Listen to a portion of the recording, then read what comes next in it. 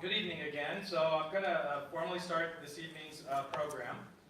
This evening marks the beginning of our two-day conference entitled Microhistories in Armenian Studies, which has been organized by the Armenian Studies program. I would very much like to thank and recognize my co-organizer, Dr. Umid Kurt. Dr. Umid Kurt, stand up please. And also to recognize Ara Sarafian from the Gomidas Institute. Ara, here in the front.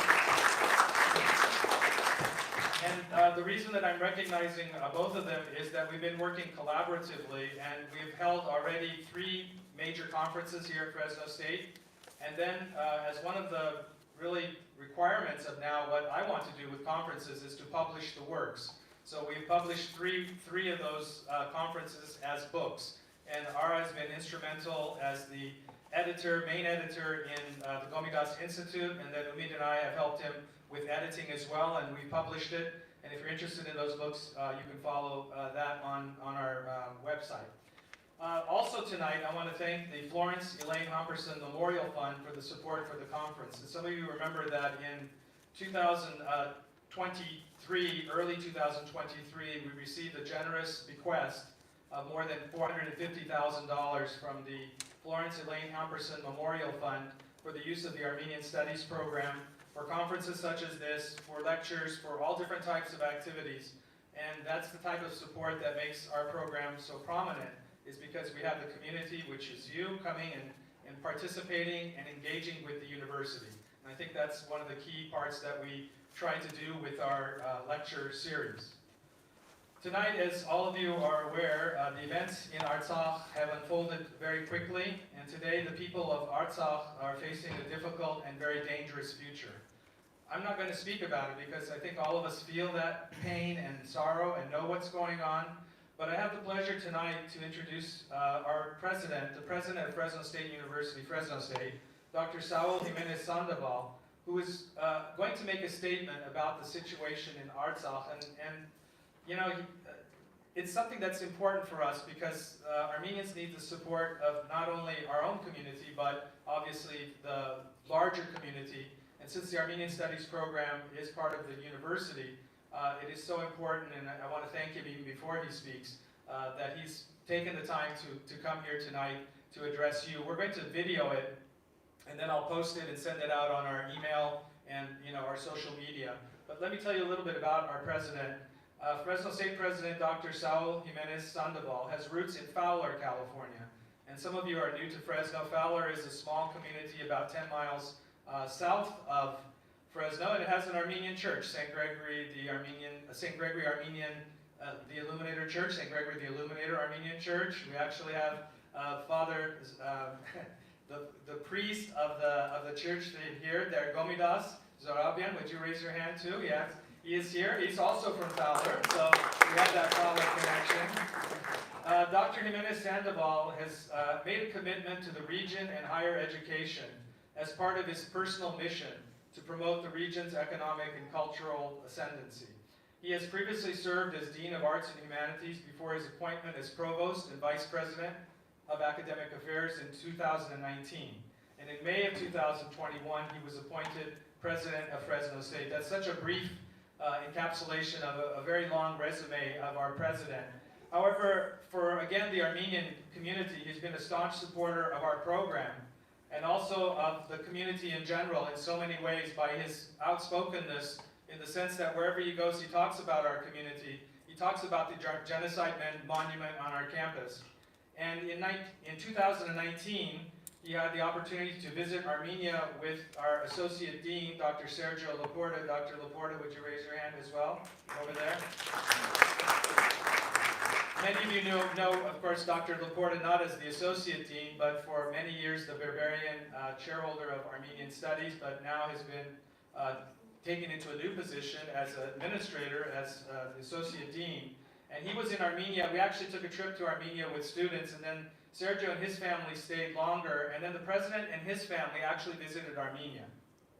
And with his family, he had the opportunity to visit many of Armenia's most important cultural and religious sites. And I know that in many conversations with myself and others, he has talked about the many important impressions that he received by actually going to Armenia and to see, the homeland of the Armenian people. So it's my pleasure to introduce the president of Fresno State, Dr. Saul Jimenez Sandoval.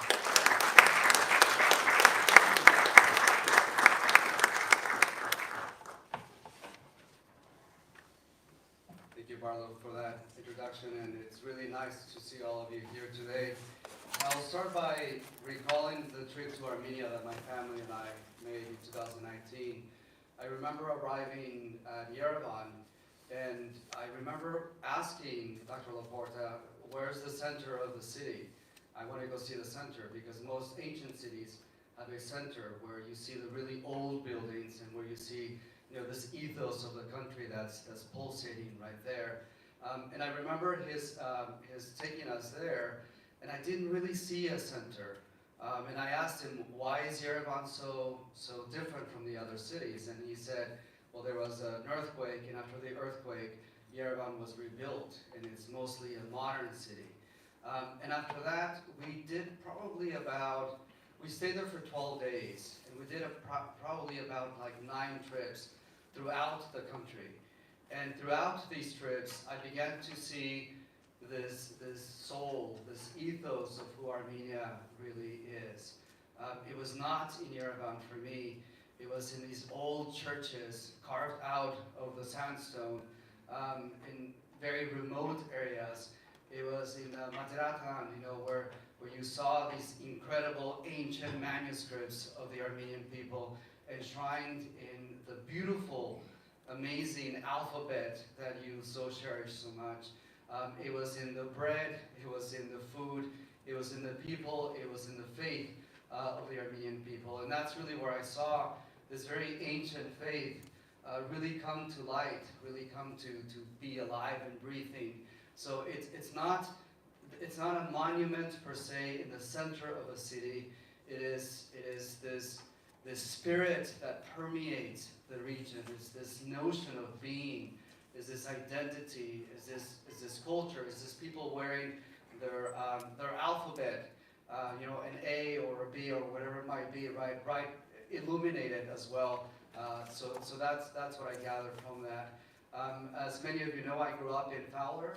And growing up in Fowler, every single day when I would go to high school, I would walk by St. Gregory every time, and I would see the church there. And even though it was not my church, it was very similar to the faith that I had, and I felt a very powerful, close kindred spirit to the Armenians. Of course, I had a lot of Armenian friends with a lot of really good food as well, which also helped. But today I'm here for a very serious reason. I'm here not only as Saul, the citizen, but I'm also here as Saul, the president of Fresno State, representing you and representing myself as well. First and foremost, I want to thank all the scholars who came for this very special conference from the country and from the globe. I want to thank the Armenian community who is here, who is an inspiration for me each and every day. You inspire me in such a profound way because no one has done what you have done. I have made many speeches throughout my presidency about what you have taught me. And the last speech that I made at the Armenian genocide was this Haishar Zoom, right? You get things done. You say to yourselves, we're going to build a monument, and you build the Armenian monument. So thank you for being an inspiration for us all. And particularly, I want to thank Florence Elaine Hamperson, the memorial fund that she left for us. And she left this fund to commemorate memory, to keep that flame alive, to keep that sense of notion alive of who you are as Armenians and of what that memory that is within you, of your ancestors and of your future people as well that's inside of you. So on to the statement that is written for you. The disturbing events in Artsakh underscore the significance of this conference and the work of the Armenian Studies program in informing our students and the world about Armenian history and culture. This past August, Luis Moreno Ocampo, the founding chief prosecutor of the International Criminal Court, concluded that Azerbaijan's blockade of food, medicine, and other essential goods was an act of genocide against the Armenian population of Artsakh. The recent military assault on Armenian civilians by the Republic of Azerbaijan is a terrible new development in an already tragic situation. 200 civilians were killed and over 400 have been injured, many of those women and children, by the way. Thousands of Armenians have fled to the airport to be airlifted by Russian peacekeeping forces out of Artsakh.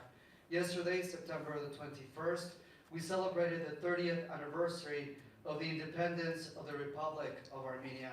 As president of Fresno State, as a scholar, as a human being, I share the pain that the Armenian community of the Central Valley and around the world is feeling. I condemn in the strongest terms the acts of ethnic cleansing that are being perpetrated by the government of Azerbaijan. This military action has been condemned by both the United States and the European Union. Fresno State stands as a beacon of bright light. As academics, we fight against evil and violence with knowledge and with truth. I'm encouraged by this gathering of scholars and by the work of Fresno State's Armenian Studies program that we will be victorious in our path to keep the memory alive and to illuminate the world with truth. Thank you very much.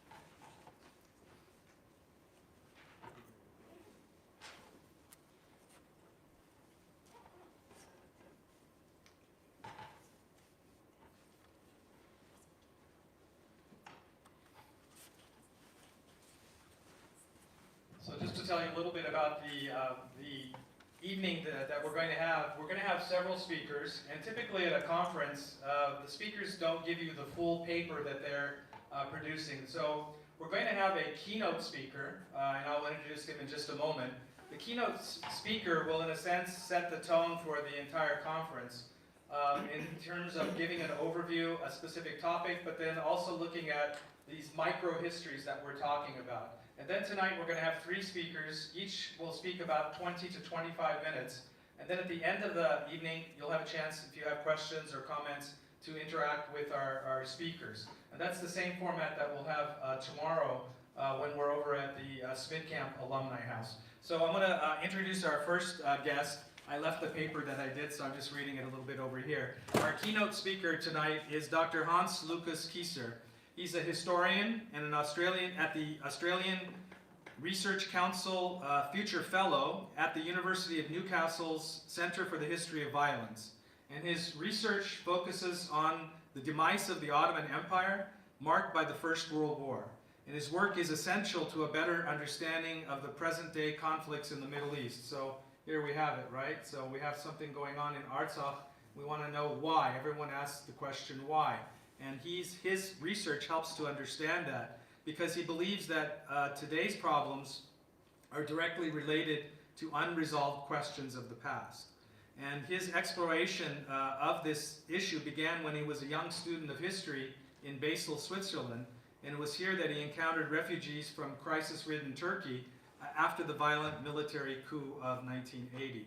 He's a prolific scholar, written many books, but one of his most important monographs is on Talat Pasha, father of modern Turkey, architect of genocide, and he has written multiple scholarly articles. Tonight, he will give the keynote presentation for the conference on the topic of genocide in the mind, Minister Reza Nur's travesty of Armenian history. Dr. Kieser.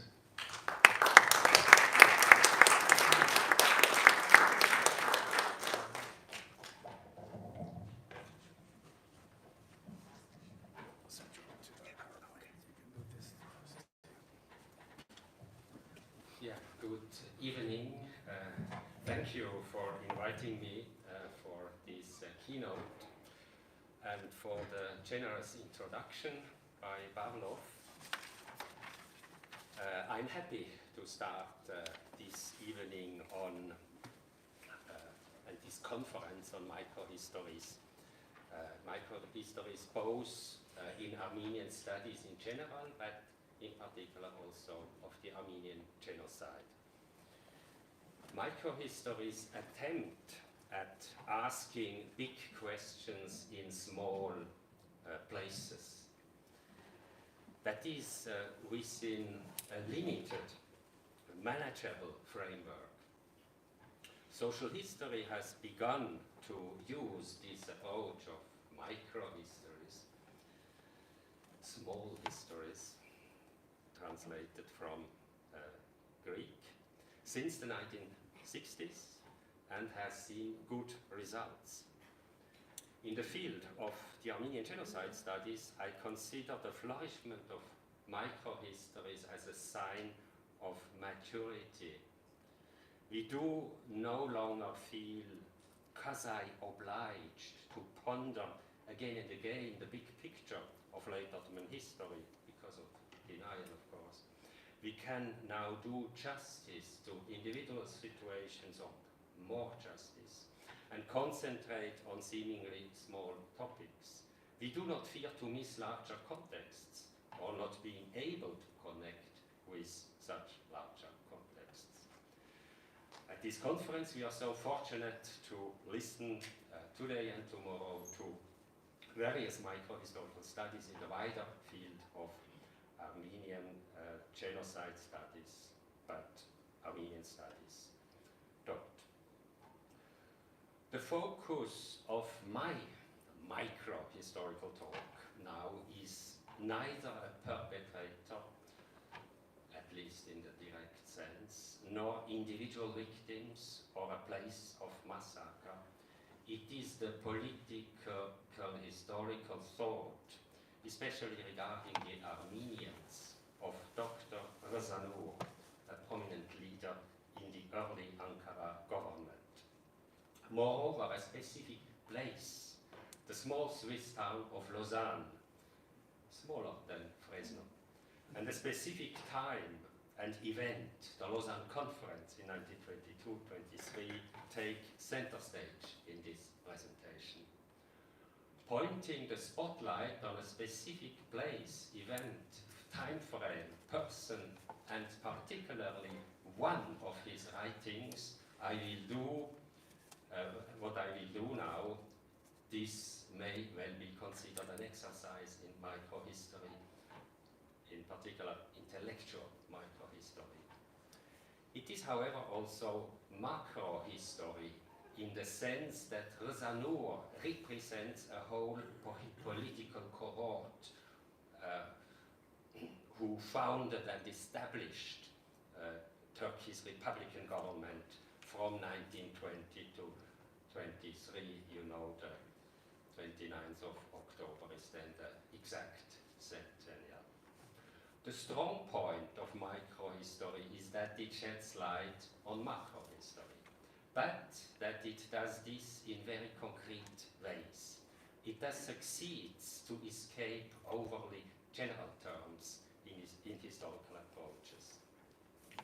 More bluntly and directly than most others, Rezanour offers insight into a mental and ideological world in which ethnic cleansing, genocide, and forced assimilation could quite easily be devised, justified, and whitewashed.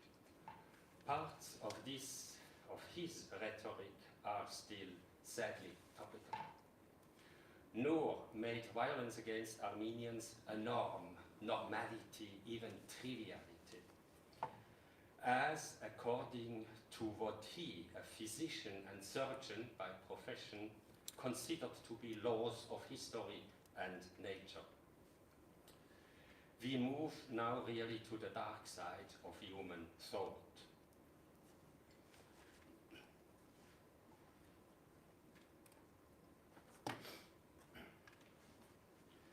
In Noor's case, genocide in the mind transpires straightforward.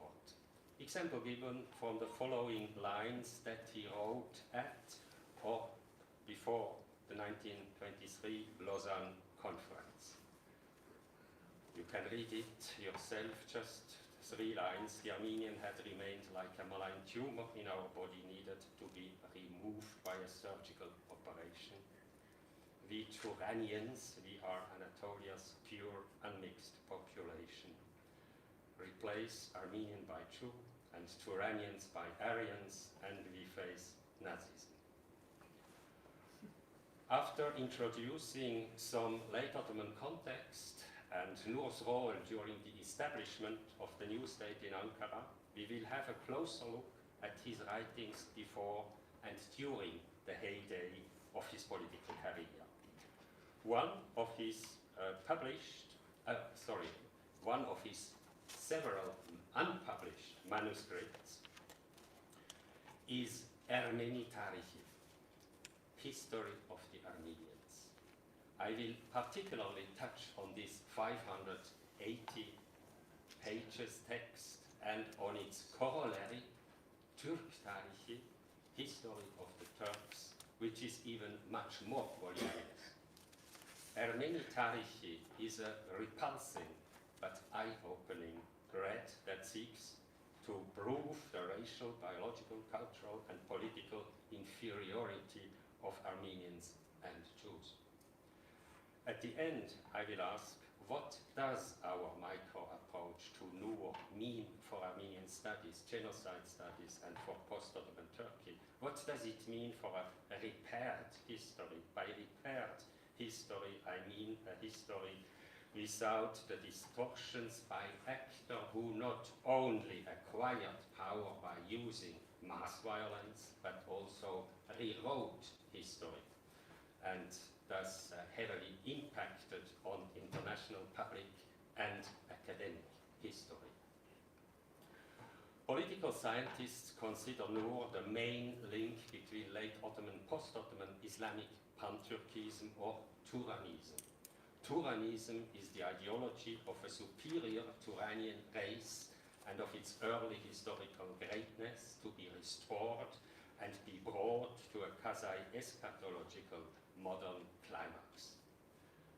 The label Eurasianism applies from another side now of more practical politics for Nur's vision of a Turkey as an Asia-based great power without specific West orientation.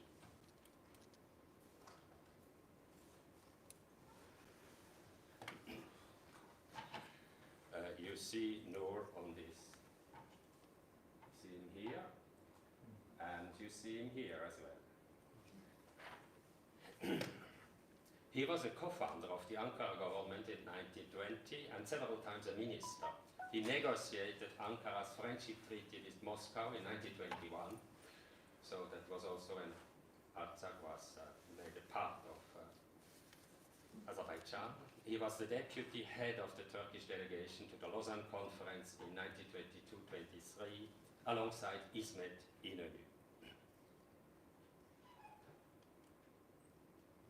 Nur praised the achievements in Lausanne in his memoirs. Here is a passage from his memoirs. And he used works like those in Atatürk's Nutuk, that is Atatürk's fundamental speech of 1927. But in contrast to the Turkish president, he also gave many hints at what he saw as flaws. And thus he finally became, and today he is, a main source for Turkey's would-be revisionists of the Lausanne Treaty since since the mid-20th century. So from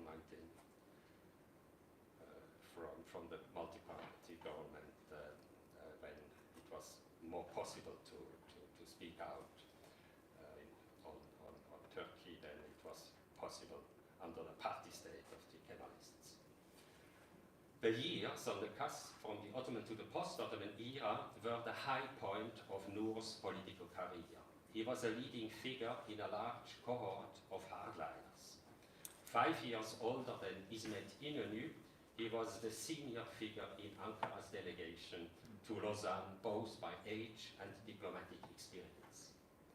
Social-religious hierarchies went on in the minds of Ottoman imperial elites, now giving a bit context to the late Ottoman period, even if most of these members of the late Ottoman elites were only culturally Sunni, not part of the confessing faithful, like also Talat, who was 5 years older than Nur. Categories of race, biology, and Darwinism had begun to strongly inform their thinking since the end of the 19th century. Nur, put shortly, belongs to the westernized, educated elites of the late Ottoman state. As many others, many other highly politicized members of his cohort, Nur had graduated at an imperial academy in Istanbul, in his case the military medical academy, and he had adopted the new notion of Turkish nationalism even before the Young Turk Revolution in 1908. In his academy, he had joined the CUP, the Young Turk Committee of Union and Progress, that was founded in that academy in 1889. Nur became a professor of surgery before entering the Ottoman Parliament as its youngest member after the Young Turk Revolution. A few years later, he fell out with the party, but nevertheless remained in the wider CUP environment. From 1913, CUP single-party rule and extreme internal violence radicalized the political sphere and destroyed almost any residual hope on a plural and more democratic Ottoman future. When a constructive common Ottoman horizon that partly had been sought and believed in 1908 vanished, Nur's cohort conceived of the future as a radical Darwinist struggle against non-Turks and non-Muslims in Asia Minor. These non-Turks did not fit into the new notion of a unitary Turkish Muslim nation, no longer an Ottoman nation, now in a Turkish homeland, Anatolia. This pre-1923 struggle to get rid of native non-Turks and their claims is the defining context of Nur's historical writings, Ermeni Tarihi and Türk Tarihi, which he began in the 1910s and to which we will shortly come back more in depth. After defeat in the World War and the start of the peace negotiations in Paris, Nur's cohort accused the diplomats in Paris of, I quote, annihilating the Turkish nation. This is a quotation from a pamphlet by Nur's friend Safet Atabinen. He was the general secretary of the Turkish delegation in Lausanne a few years later. Atabinen sweepingly labeled Western diplomacy imperialist, Turkophobe, and Islamophobe.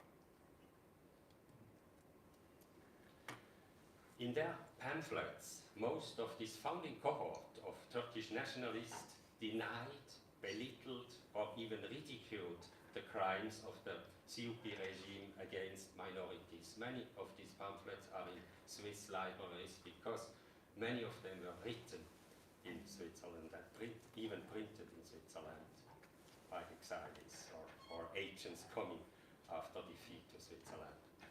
You see many of these actors of the time and also writers of pamphlets on this photo.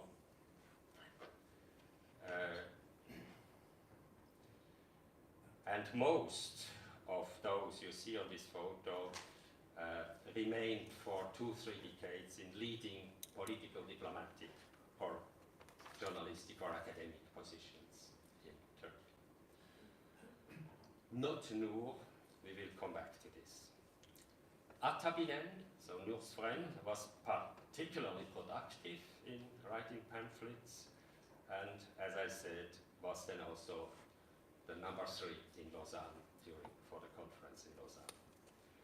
The conference did no longer address the crimes of the CUP government, particularly not the Armenian genocide, for fear of upsetting Ankara at the negotiating table.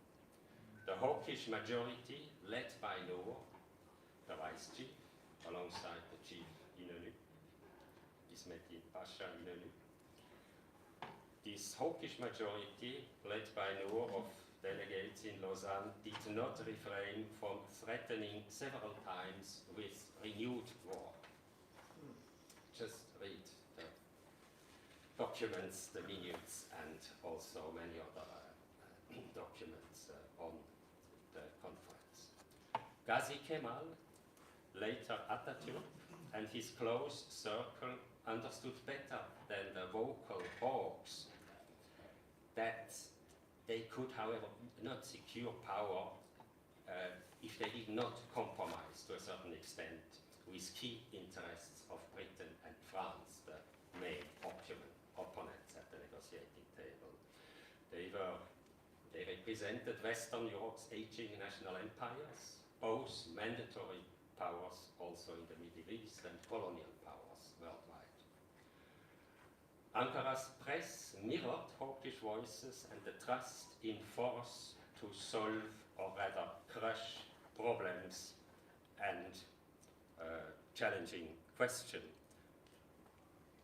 as you see on this caricature, where that just suggests to use force to solve these difficult problems in Lausanne. And it mirrors quite well the hawkish voices in the circle of Nur in Lausanne and this trust in force. The incisive date for the international turn to lastingly silence the Armenian cause and memory and denying the related crimes against humanity is the 6th of January 1923. Nur then furiously quit a meeting on the Armenians in accordance with his instructions from Ankara. After the Lausanne conference, Nur was no longer as useful as before, when Ankara had needed to disguise its continuity with the previous CUP party state, with which Nur had fallen out, as I explained. After 1923, Nur became rather a nuisance for the circle that supported Gazi Kemal's rising dictatorship. Nur began to fear for his life and fled into exile in 1926. He had disapproved of the Kemalist abolition of the caliphate 6 months after the Lausanne conference, without, however, raising his voice in the National Assembly against abolition in early 1924. In the ruling circles of today's Turkey, Nur enjoys an excellent reputation after decades of Kemalist scorn.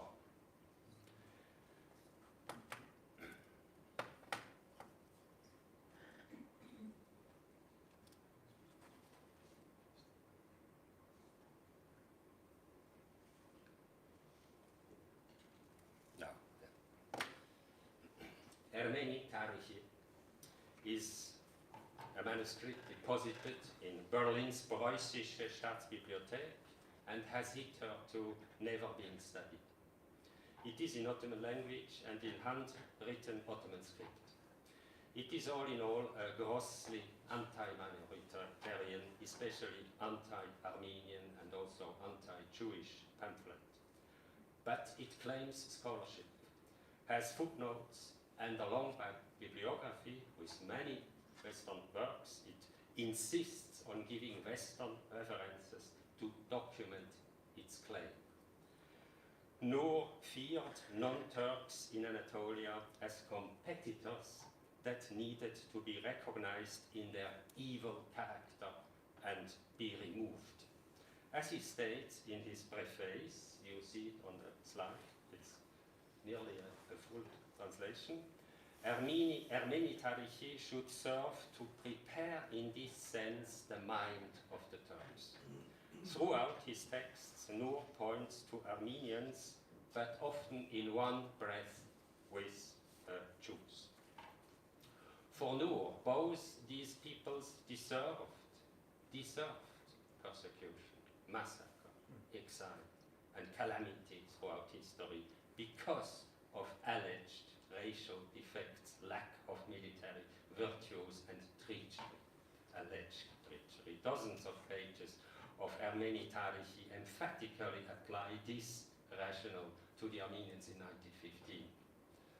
No text clarifies more bluntly to which extent minister and author Reza Nur and his ilk carried genocide in their mind. His rejectionist and derogatory Armeni Tarihi is unequivocal, but the same attitude transpires also from his affirmative Turk Tarihi, so affirmative in the sense that it wants to prove the value, the higher value of Turks. From 1914, Anatolia was cleansed from Christians and claimed as the core of the Turkish Muslim Empire under the COP party state. After 1918, the new Ankara government, formed by civil and military exponents of the former state, claimed Anatolia as the land now of a Turkish unitary nation state. Right after his preface, Nur summarizes the manuscript with the following keywords. I quote, Ancient and modern Armenian history, Armenian states, Armenian nation, Armenian homeland, the Armenian cause, Turks in Armenia, Armenianness versus Turkishness and Muslimness. Can Armenia be viable and live? Judgment. The last question, viable future, and the last term, judgment, are critical. Here is Nur's plain final judgment on Armenian future and self-determination. It is against nature that the Christian people, which is a minority only, lives in Asia Minor and the Caucasus. Such a people is like an alien body in Turanian Asia. For the Armenians, there is no solution except to bow to the unavoidable, heavy consequences of this unnatural and natural state, or to convert to Islam, or to disappear.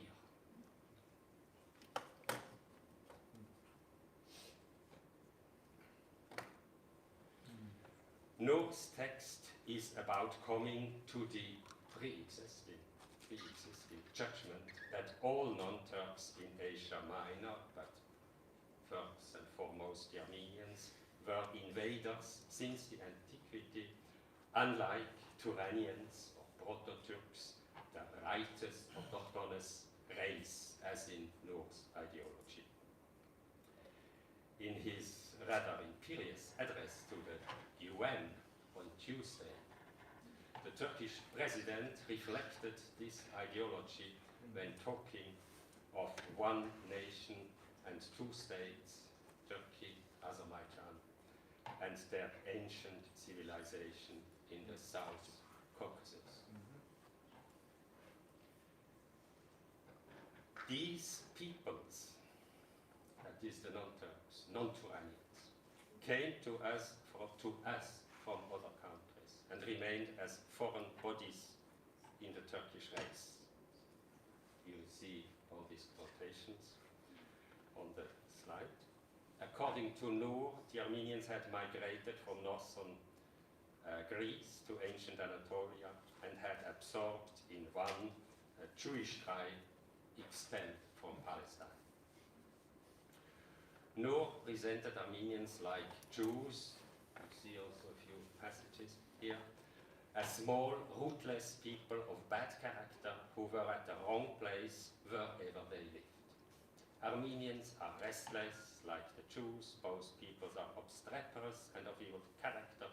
This invites disaster upon them. Thus, they were always crushed and massacred. In this and similar ways, Nur's Ermeni Tarihi whitewashed violence throughout history against Armenians and Jews, the peoples he despised most. With Turks, he associated grandeur and heroism. With Armenians and Jews, smallness and suffering. For what he had only contempt. Nothing defines social Darwinism, fascism, anti-democracy, totalitarianism more clearly than such scorn. During World War, Nur had benefited from paid medical training in Switzerland and Egypt. In this semi-exile, he identified with Talat's exterminatory Armenian policy, and he used documents produced in Talat's Ministry of the Interior for his Ermeni Tarihi, a text he probably began in Switzerland in 1914. Nur finalized this manuscript, as I alluded already, during the Lausanne Conference, assisted by a secretary of his delegation. He noted with satisfaction that this conference eliminated, just the first line on the left, the Armenians diplomatically after they had nearly been wiped out physically. Nur's thoughts were manifestly not the mental spawn of a socially marginal scribbler, but that of an influential spokesman. Unlike his later memoirs, which are his best-known work until now, Ermeni Tarihi is more authentic, as it directly reflects the mindset of Nur and his cohort in the early 1920s. During the Lausanne Conference interval, hot discussions took place in the National Assembly in Ankara, and Nur had to give an account on his work, especially on minorities, because he headed Ankara's delegation in Lausanne's Committee on Minorities and Population Exchange. On the 2nd of March 1923, he had to defend himself in the National Assembly against deputies who wanted the total removal of remaining non-Muslims from Anatolia. They wanted them all exchanged, as went Lausanne's euphemism. Nur tried to calm down the protesters in the parliament in Ankara. About the Armenians, he said that anyway, only a few are left. Regarding Jews, he stated, I quote, "They have not created problems. They were the smallest of the minorities." So, yeah. They are a people who go where one moves them. But of course, I'd say I'd prefer they would not exist. Nur's contempt for Jews went hand in hand with their use as a showcase by Ankara. They served to prove that minorities who behaved well were not harmed. And those harmed must blame themselves. This is how Ismet's and Nur's argument went at the negotiating table. During the 8 months of the Lausanne Conference, Nur enjoyed good press in the countries of the former Central Powers. As a root critic of the Paris-Geneva peace, he impressed European revisionists, those who also wanted to revise their Paris treaties.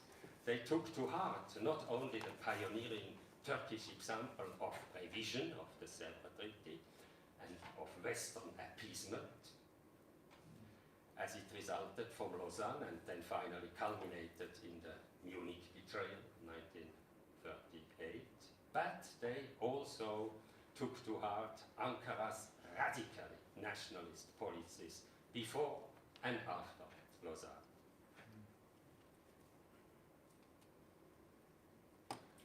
Among those impressed was Carl Schmitt, later a prominent Nazi lawyer. He took Lausanne-born Turkey as a role model for what he called, I quote him, the reckless nationalization of a whole country. For him, New Turkey was an exemplary, homogenized mass democracy led by one strong leader. Many other anti-democrats were perverting the notion of democracy into authoritarianism and leader cult in those years. A Nazi like Schmitt, a Kemalist theorist like Mahmoud Bozkurt, or Bolsheviks. Nur himself insisted before a Swiss journalist in Lausanne that Turkey had become a true secular democracy after the Sultanate had been abolished in fall of 1922. In 1924, the Ministry of Education in Ankara published the first 12 volumes of Nur's Türk Tarihi, History of the Turks. I mentioned it several times. This publication was meant to serve national education, as reads the introduction. The sharply anti-Armenian and anti-Jewish passages of Armenian Tarihi do not figure in this official publication. Türk Tarihi is post-Ottoman Turkey's first public version of an educative national history thesis before Atatürk's notorious one in the 1930s. Also, both approaches overlap in crucial aspects. The later version dismisses the Turanian terminology, while it insists on the Aryan identity of the Proto-Turks. Now Proto-Turk is used instead of Turanian. In this vision of history, the Armenians have entirely disappeared, and that's a main purpose of the whole effort of the Türk Tarihism. We must emphasize the nexus between grandiose history construction and the suppression of accountability for and the memory of mass violence.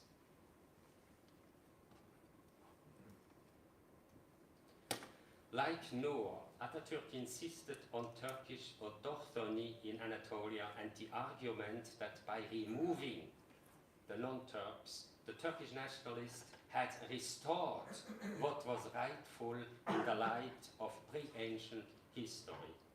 In contrast to Nur, Atatürk did no longer explicitly long for pan-Turkish unity. But he maintained Nur's vision of a superior Turkish race that had pioneered civilization and state building from China to Europe in mankind's history. In the same line of racial exaltation was Atatürk's language thesis that claimed Turkish origin of human language. Nur's Türk Tarihi drafted a national history of salvation and divided time into three major epochs: the contemporary, the Islamic, and the pre-Islamic, including ancient and pre-ancient eras. History would culminate in a modern Turanian Islamic synthesis that would eventually produce a greater Turkey based on race and Islamic religion in Nur's vision. This Turanist scheme of national salvation is familiar from the writings of Ziya Gökalp, the acknowledged spiritual father of Turkish nationalism, a close friend of Talat Pasha. The sacred idea of uniting all tribes in the homeland of Turan under one flag, as reads Nur's introduction of Türk Tarihi, is in line with Gökalp's vision of such a Turkish Islamic federation.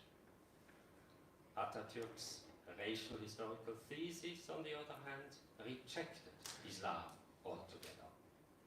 In the last decade of his life, Atatürk sought evidence of Turkish continuity from prehistory to the present solely through physical anthropology and craniometry in Anatolia, from where he had helped uproot the non-Turks before and during the Lausanne Conference.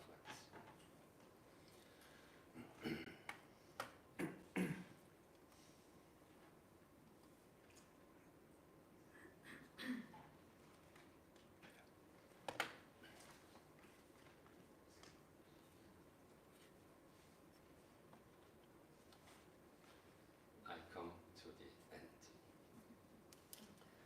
As scholars, we cannot change the past, but we can change the understanding of the past. We can shape history, the understanding and writing of history. We can repair it from distortion, misuse and censorship, not in quixotic battles against shadows of the past and against present propaganda, but in more specific and targeted ways. This may take many steps, and it may rather not come about by a sudden great new master narrative. Microhistory is particularly well suited for this work, as it recovers the finer and individual elements of history that disappear in the reduction of surveys. It is rewarding to do individual justice to historical topics, figures, events, situations, exceptions, approaching them with the means, efforts and hindsight of today.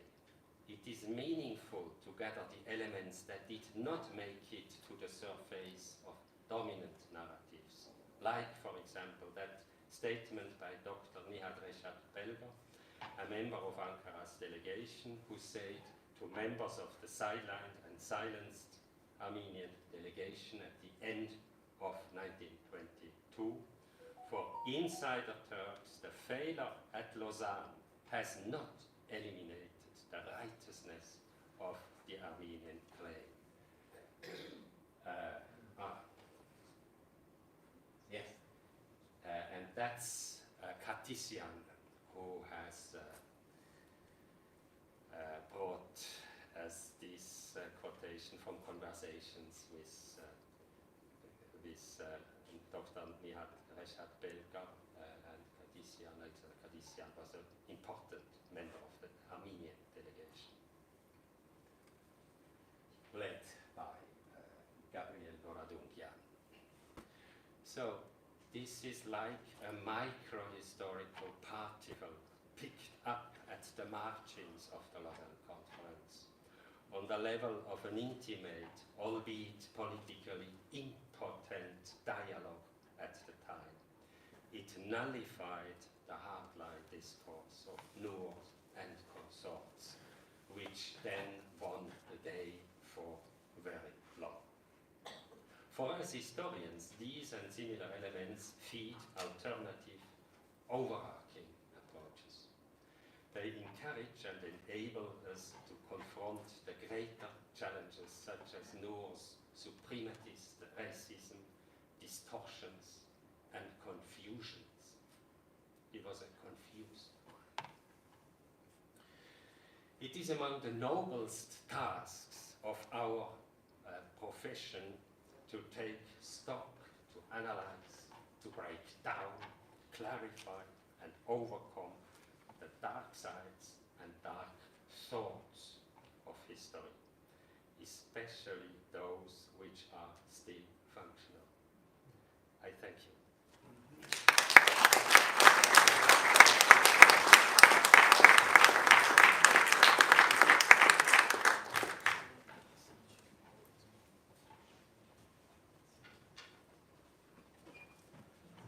Thank you, Dr. Kieser, for really establishing the basis for our conference with this look at the microhistory of a very important figure that probably for most of us was not known or not known his role, and to understand the significance of that and then to apply it to what's happening in the world today. So thank you very much, Dr. Kieser. I'm going to switch the PowerPoint for our next speaker.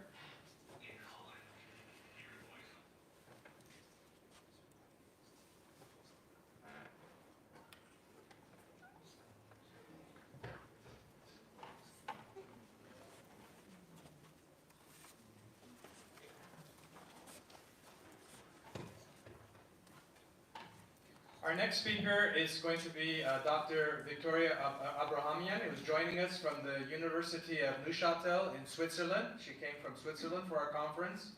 Her thesis was on Between the Homeland and the Host Land, Reclaiming the Armenian Refugees in French Mandatory Syria, 1918 to 1946. She is the author of numerous articles and has participated in several international conferences. Today, the topic of her talk was up here, the contested Armenian participation in the Great Syrian Revolt, 1925 to 1926. Dr. Abrahamyan.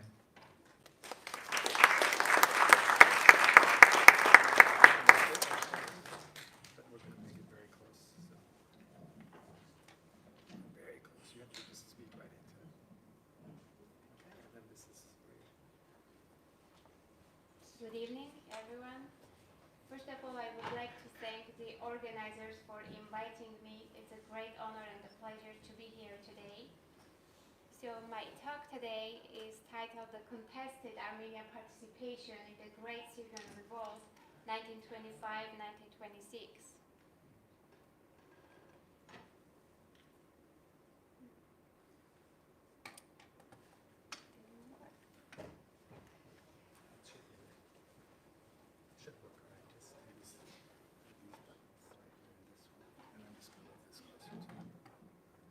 Thank you. Before coming to the topic, just a few words about my research, which was focused on Syria, state building in Syria during the French mandate, and it was a part of a wider research led by Professor Jordi Deschel and hosted by the University of Neuchâtel in Switzerland that looked at the Turkish, Iraqi, Syrian borderlands and aimed to offer a decentered perspective to state building in the post-Ottoman Middle East.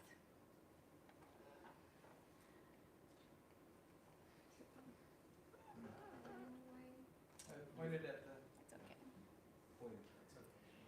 Because I'm talking about Syria, just a map of mandate Syria to locate it. So on 18 October 1925, in the midst of the Syrian Great Revolt, one of the 3 Armenian refugee camps located in Damascus was attacked, leaving 50 dead.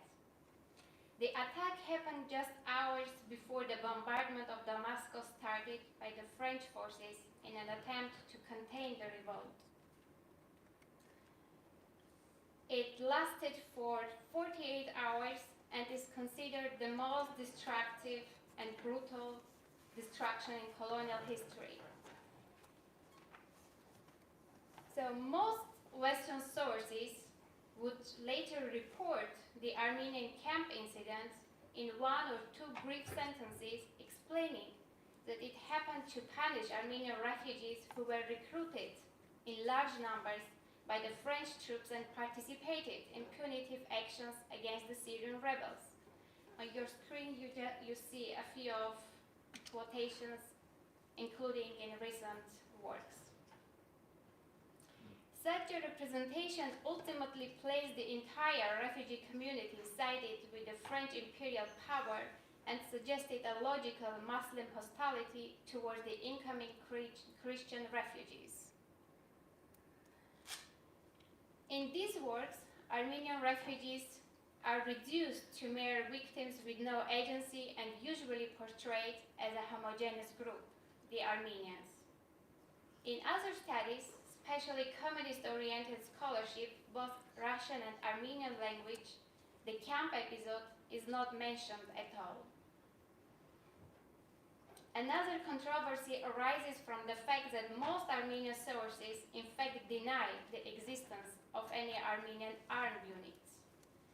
How and why did Armenian refugees appear in the spotlight?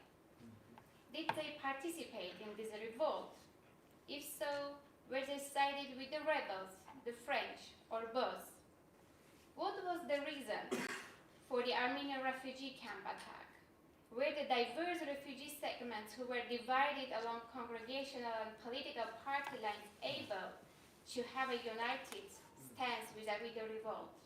So my paper aimed to suggest answers to some of these questions, drawing from a large number of primary sources including French and American diplomatic records, Armenian and Russian communist archives, eyewitness accounts, Armenian language newspapers, and the archives of the Armenian Revolutionary Federation.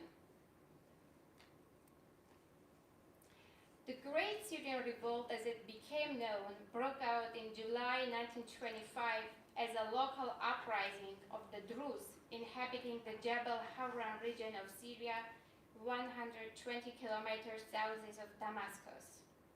Under the French mandate, Druze were granted autonomy, and for a brief period they had formed their own state. It all started when, after the death of a Druze governor, a French interim governor was imposed on them, whose rule proved despotic. This, coupled with the intimidation of the Druze notables, sparked the largest anti-colonial insurgency in the Middle East. The revolt was led by the Druze warlord Sultan al-Atrash, whom you see on your screen, and other famous nationalist leaders. It quickly spread to include Damascus, Homs, Hama, and Deir Zor, with only Aleppo being not touched with these disturbances. The revolt created confusion and chaos among the diverse ethnic and religious communities, including the Armenian refugees who were relatively newcomers in Syria. In fact, Syria had been the main deportation destination during the Armenian genocide that unfolded between 1915 and 1922. By 1925, there were 89,000 Armenian refugees in Syria, including 45,000 in Aleppo and 15,000 in Damascus. The new state of Syria, where Armenian refugees found themselves, was still in the making. It had emerged as a result of partition plans between the British and the French imperial powers, for which France had received the mandate in 1920. An unexpected event, the camp incident, put the Armenian refugees in the spotlight right at the beginning of the uprising. Most Armenian sources, communist or otherwise, mention clearly that Armenian refugees kept a strict neutrality, explaining that when the rebels were about to enter Damascus in August 1925, French authorities distributed arms to the Christians. However, the Armenian vicar politely refused, announcing that Armenians were newcomers, they were friends with the locals, and they did not wish to take sides. Considering the activities of the different political currents among the Armenian refugees, this paper has zoomed in on the activities of the Armenian communists and REF to probe this Armenian neutrality and the Western accusations of the Armenians being pro-French. In doing so, unexpected results were discovered. In fact, the close analysis of the activities of the Armenian communists revealed that Armenian communists headed by Harutun Madoyan, one of the founding members of both the Armenian as well as Syrian Lebanese Communist Party, had openly sided with the rebels. They distributed anti-French leaflets and declared that the Armenian community needed to stand by the Arab national revolution that stemmed from the Armenian national interests too. As Madoyan testified, they had established direct ties with Al-Atrash, supporting the rebels mainly with propaganda in foreign and domestic press and delivering medicine. Curiously, no account of the revolt mentions anything about the existence of the pro-rebel Armenians. The analysis of REF archives revealed even more astonishing insights. From an REF report, it becomes evident that the rebels, and Al-Atrash in particular, had established contacts with the REF representatives, and a secret agreement had been achieved between them. Al-Atrash had sent emissaries demanding that Armenians refrain from joining the armed units. Armenian leaders had pledged their neutrality in exchange for security. The agreement was to be kept secret in order not to endanger Armenians in front of the French. Now, it turns out that two separate segments of the Armenian community in Syria, the communists and the RAF, were in fact in touch with the rebels, the first with the commitment to support them, and the second with an agreement to keep neutrality. So this is where an important question is arising as to why the camp was attacked.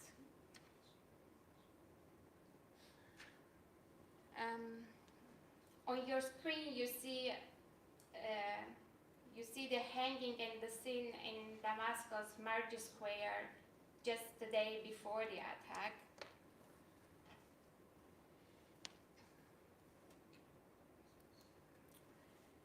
So Armenian refugees in Damascus were concentrated in three main camps, Kadim, Bab al-Sharqi, and Sukhaniye, out of which only Kadim, and the one you see on your screen, was located on the outskirts of Damascus in the Meydan neighborhood. This was also the only camp that was attacked on Sunday, 18 October 1925. The director of the Israeli school located in Sharour described the events as they unfolded. He described how 50 armed men who had been hiding in the orchards since early morning entered the neighborhood. The few French forces stationed there were easily overcome, while many locals joined the rebels. The first target was the Hijaz train station and the nearby Armenian refugee camp. The railway was looted and the camp was set on fire. Armenian victims of about 60 people, according to him, had sought shelter in the wagons. It is noteworthy that not all the corpses of the victims were found in the territory of the camp. According to Russian Orientalist Lutsky, the French had deliberately tried to direct the rebel attack on the refugee camp, and when this failed, they tried to direct the rebel attack towards the Christian neighborhood by evacuating the armed forces in order to give a false sectarian character to the fighting. The bombardment would start hours later, leaving thousands Syrians dead. The bombardment was severely criticized abroad. The main concern of the foreign press, however, was the fact that foreign consulates were not informed and European lives had been in danger, as well as the destruction of the historical sites. Any reference to the camp incident was rare. Although internal reports by the French authorities established that abusive authority, unjustified brutality, humiliation, and punishment added to the corruption and looting were the leading causes of the uprising, to save face and justify the bombardment, especially for the international public, the events were presented differently by the French authorities. The bombardment was now justified by the necessity to protect the Christians who were about to be massacred. Hence, the incident at the Armenian refugee camp offered an excellent pretext to prove that the conflict in Syria was not an uprising against French rule, but it was a sectarian one. Numerous sources, including Armenian, explicitly mention that during all this chaos, local Muslim elites forbid the rebels from entering the Christian neighborhoods. They also protected many Armenians in their own homes. The chief leader, Al-Atrash, also sent a manifesto to all the foreign representatives in Damascus. The translation of this manifesto is held in the American diplomatic report, and this is a translation as it appears in these documents. He denied the sectarian character of the conflict. While it is clear that the camp incident was not an organized attack but a spontaneous mob, the French narrative depicting hostile relations between the Christian Armenians and the Muslim hosts, as well as widespread rumors about the Armenian armed units in the service of the French, have served to depict the Armenian participation in this revolt wrongly. The fact that a few months later, in February 1926, Armenian refugees appeared once again in the spotlight played a role too. French authorities initiated a large-scale recruitment of local militias offering attractive salaries. And this time, the Armenian unemployed and starving youth joined the new recruits, along with hundreds of Circassians and Kurds. The efforts of the Armenian national bodies to keep the Armenian youth away were in vain, who demanded bread. However, according to the American confidential reports, the recruited men, Armenians, counted only 80, while Circassians 2,000, and the French forces were 20,000 at that time.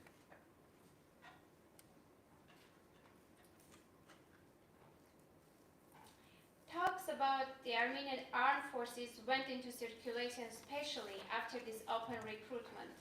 The camp incident, however, was not the result of Armenian volunteer activity as it is presented in most Western scholarship, because this recruitment happened at least 4 months later the camp incident. The role of rumors, the circulation of rumors and widespread anti-Armenian propaganda in fact played a great role in such depiction of Armenian participation and the tales of Armenian armed volunteers.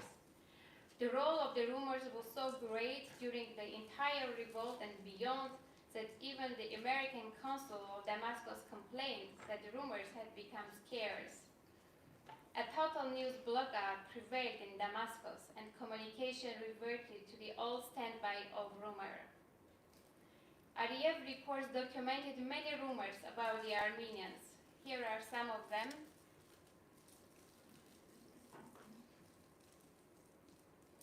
French intended to settle Armenians in the Druze region after driving them out. And this was the most widespread rumor. And actually, according to a Syrian source, a Syrian nationalist, this was not a mere rumor, but an actual declaration made by the French High Commissioner in Damascus in front of local notables. Other rumors claimed that Armenians were taken in large number as volunteers to fight against the Syrians, yet others claimed that Circassian volunteers were Armenians because only they could have been so brutal against the Muslims, and only they could have been attracted by the opportunity of getting some booty.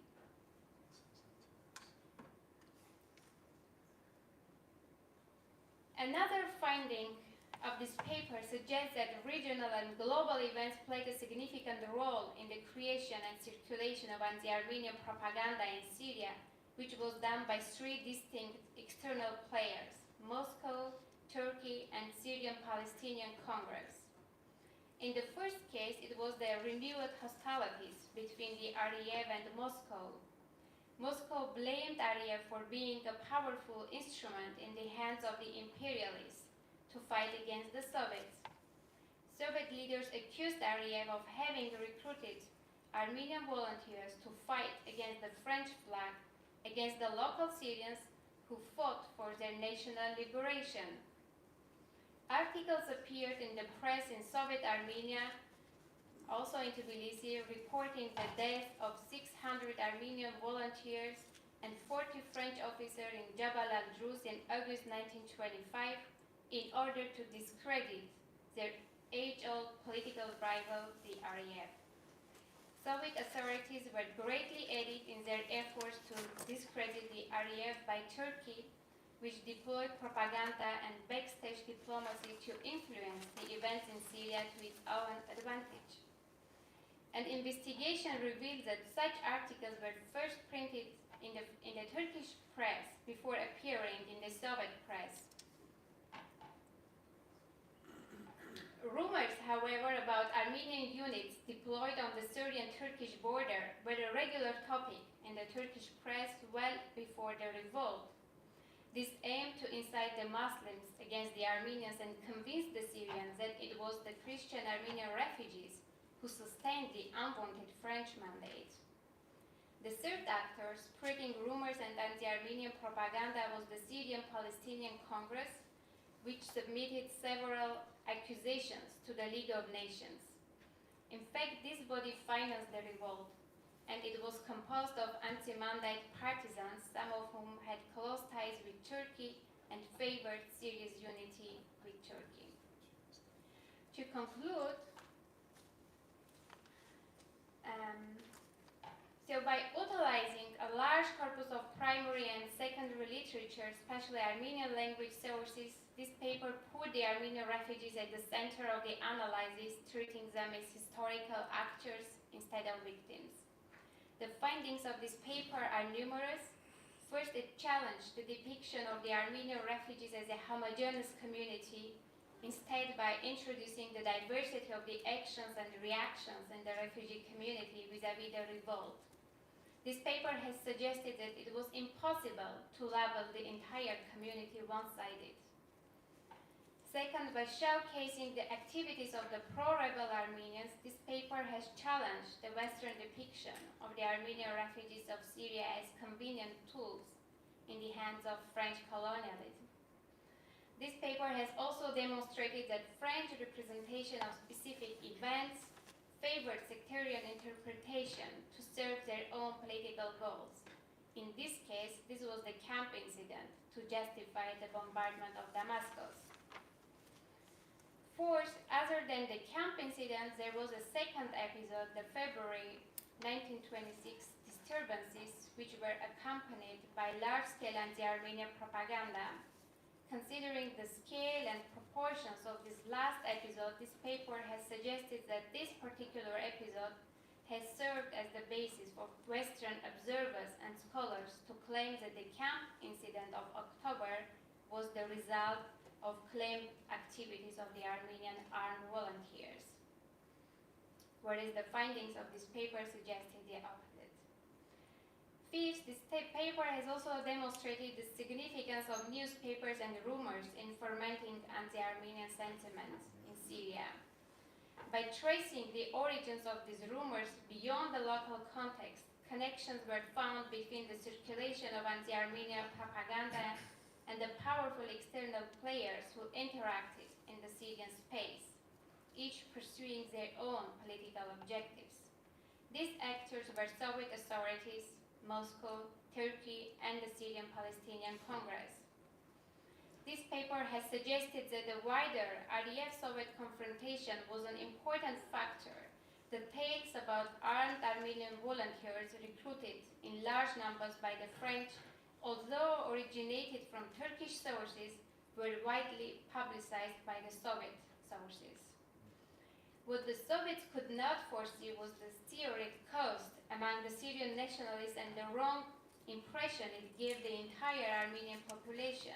In the Syrian and foreign press, any distinction between the REF and the others was erased.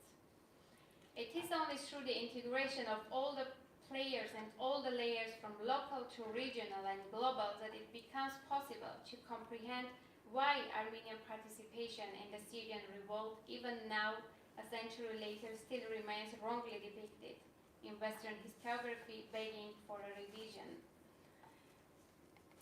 And to finish, why it is important to shed light on the events that took place 1 century later, I cannot say a couple of words and reflections what is happening today in Artsakh. 1 century later, the 120,000 Armenians of Artsakh are still caught in between conflicting interests, and we see that the players are the same. The tactics to blackmail these Armenians and blame them for the situation they are now is also used.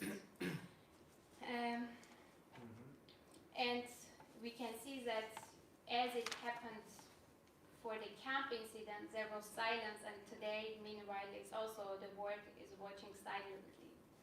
So thank you for your attention.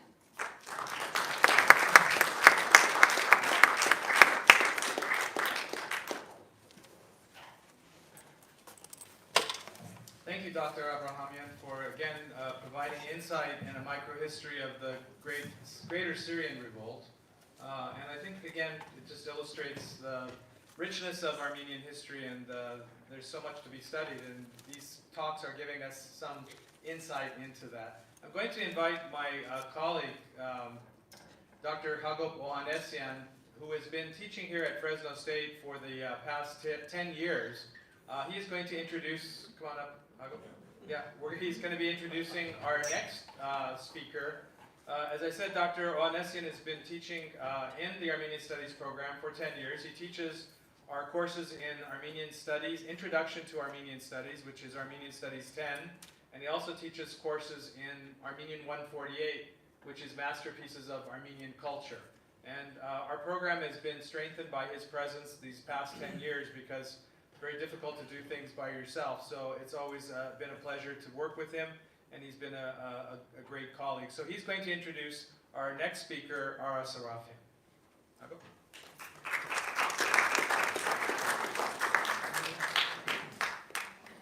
Good evening, everyone. Thank you, Barlow, for those kind words. As Professor Barlow mentioned, I have the pleasure of introducing our next speaker. Ara Sarafian is an archival historian and the executive director of the Gomidas Institute in London, England. He specializes on late Ottoman and modern Armenian history, including the Armenian genocide. Over the past 18 years, he has been at the vanguard of Turkish-Armenian truth and reconciliation projects, including engaging Turkish state intellectuals, civil society organizations, press, and other outlets. He was the first diaspora Armenian to commemorate the Armenian genocide in Istanbul in 2008, Diyarbakir in 2013, and in Bitlis in 2015. On his latest survey trip to Turkey in September 2022, he visited Yerzinga and Gamaka, including Solomon Tehlirian's village, Vari Pakarji. Sarafian is currently heading the project Kharper 2022, the Gomidas Institute civil campaign to oppose the Turkish authorities' erase of what remains of Armenian culture in Kharper today.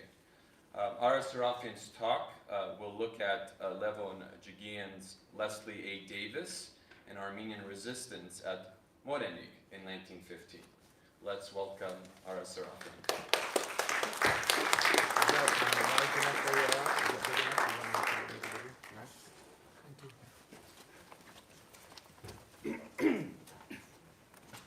Thank you for the introduction. Yes, in fact, I changed my paper topic to the Kharpet related one because I was so obsessed about what I was doing there that became the paper for today. It started with a close reading of a memoir by Levon Gajigian, published in 1969, but written by the end of 1950s. And I think that we don't really appreciate some of the memoir literature that we have on our own history, a very sort of sophisticated layer. I think tomorrow we have another one. The yield you can get out of a single source, it could be the equivalent of a book. We often look at these sources, basic information to fit into the general narratives of a narrative, a particular focus. But all of these accounts are particularly much more complex than that, and this sort of micro-history allowed me to take a completely fresh look at Gajigian's work, which is, he doesn't use the word genocide, it's about the dark year of 1915. It is a very difficult memoir to read, because it's first-person account of what happened in the village of Morenik, just outside of, quickly, okay, just outside of Kharpet and Mezre. It fits the narrative fits into our understanding of the Armenian genocide, the vilification of Armenian, the actual killing of his parents, of his brother, and so on and so forth. But that's not what really grabbed me. So as I was doing free read, although it's written in a very interesting chronological way, and by the way, he survived until 1923. So his account is not to be exiled, but to stay behind. and to talk of the aftermath of 1915 in that area and up to 23. So what happened? People try and come back. And as a male account, men have, unfortunately for women, men have a certain viewpoint that women survivors don't have. Girls and women who were left behind are invariably confined in Muslim household. They're almost certainly forcefully married into families. Boys are much more flexible. They can still move around. Often when they're taken by Turkish families, say for assimilation. But during that process, they may become shepherds, or they may be working in the fields, and in the course of that, they're observing what else is happening. And in many ways, they become the voice of the women about who cannot write their own accounts, who don't have that perspective. So this was also the case for another book that we published, Palahovid, by Kharalyan. Absolutely amazing account. But the difficulty with these works is that when you have one source in one village, it's difficult to corroborate. You think, has he taken license? Is he saying more than what perhaps he should be doing? We question them. And I feel guilty to question them because often, like in domestic violence, we question a man beating a wife. You question the woman's narrative. You're supposed to question, and often that's a wrong thing to do. So you're a very difficult position, even a historian here. Anyway, so we'll do this dilemma later. So when you read Gujigian's narrative, like it's a chronological, awful account, it has one particular characteristic. He peppers that narrative with references to the Taştan Constitution, the ARF, about which we actually know very little about the nature of the activity of Armenian political parties in this part of the world before the genocide. And what do I mean by it? So that raises the question, how organized were Armenians? What was the nature of their activities? This whole idea of self-defense. Self-defense was a major issue for Armenians throughout this period. Importing arms. Were they rebels preparing to act in an offensive capacity, as often is charged by Turkish nationalists to justify the genocide? Mm-hmm. So I was trying to be objective about it. So I got the few sources that I have, and just to give you an idea of Kharpet area, yes, there was such activity. There were Armenian political parties after 1899 is the date I have. The sources are few, but there's enough to go on. There were Armenian cells. The Armenian political parties did move into these areas, both Taştan Constitution and Punjabian. By nature, they're very small groups of people. There are 4 or 5 individuals in Kharpet, maybe 10 people in Elazığ, but they did try and establish their presence in the villages too. As a percentage of the population, they're very small, but they have a real presence. But we need to have a better understanding of how they were organized and how much of a threat were they, and to some extent how much of it is almost like boys playing with toys, with guns and so on, being revolutionaries.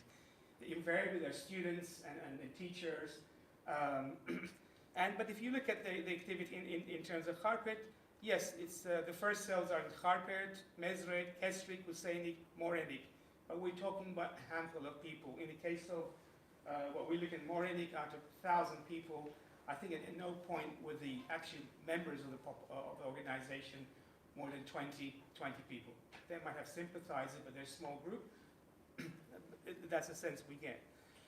So they were involved in trying to import guns. It was very difficult to bring in weapons in the Kharpet area, far away from the borders, unlike places like Van.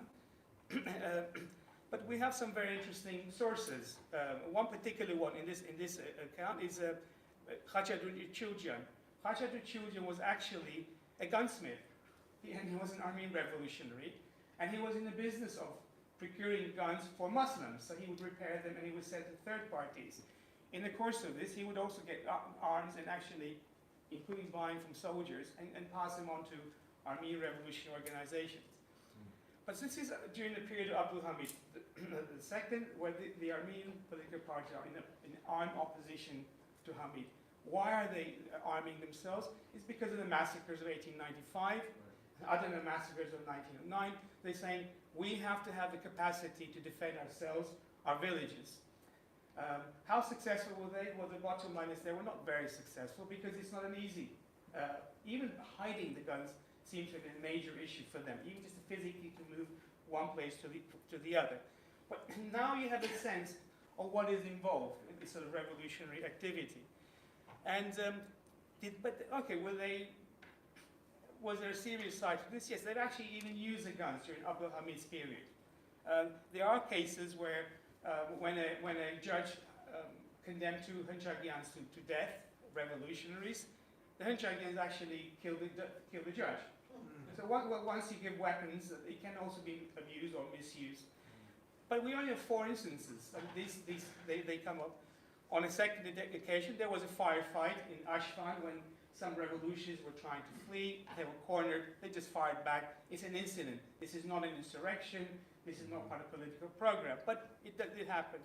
There's a case where in Sursuri village, some Armenian members of the political party were besieged. They had 3 pistols. There was a fighting between the authorities, and basically they were arrested. So this is the nature of revolution activity.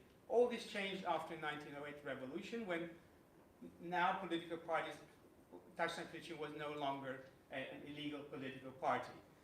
They still didn't have the right to have weapons, but it was part of their program, and the attempt to import weapons was still going on, and the state was also apprehending them and prosecuting them.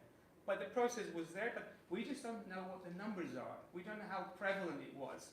But it was happening, and this is something that's worth investigating further for our information.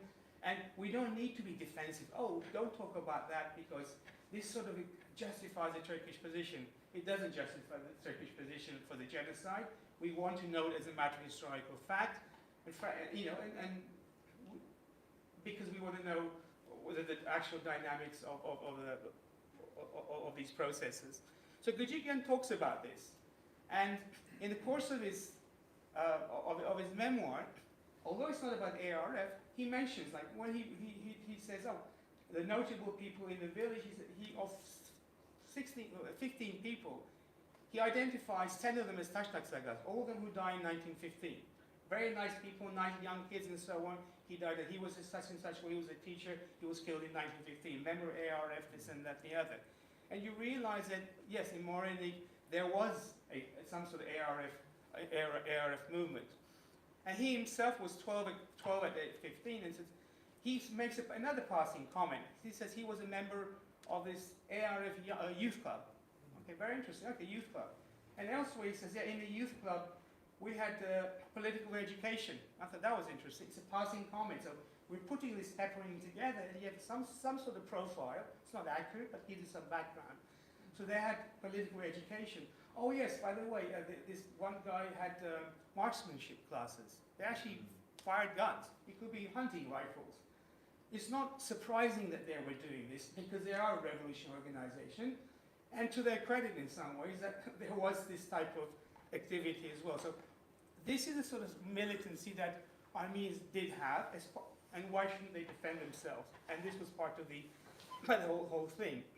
So after he peppers his memoir with this type of bits and pieces of information, and he starts talking about the 1915, the black years or dark year, out of the blue, the first sentence says, while Morenik was a peaceful village, getting on with their lives, cooperative lives, they show their bravery in 1915 by when a group of youngsters resisted the authorities, completely out of the blue. It's almost like a palliative. It's like looking back and feeling a sense of absolute loss as a Morenik Seed. He feels a need to raise this issue of some youngsters opposing the state. All right, interesting, out of the blue. And this issue comes out again until you get well into the memoir, and then as part of his own narrative. So he put these elements there as an introduction, and then there's one section where he describes a fight between the Armenians and the authorities in Morenik. And he's very careful. By this time, he's in a Turkish house. He's being protected by a Turkish house in Huseynik. And he says, one day, They're out to get him. They want to kill him in the village. He says, my Hanım, my protector, so he was protected by a Turkish woman who disapproved of the genocidal process.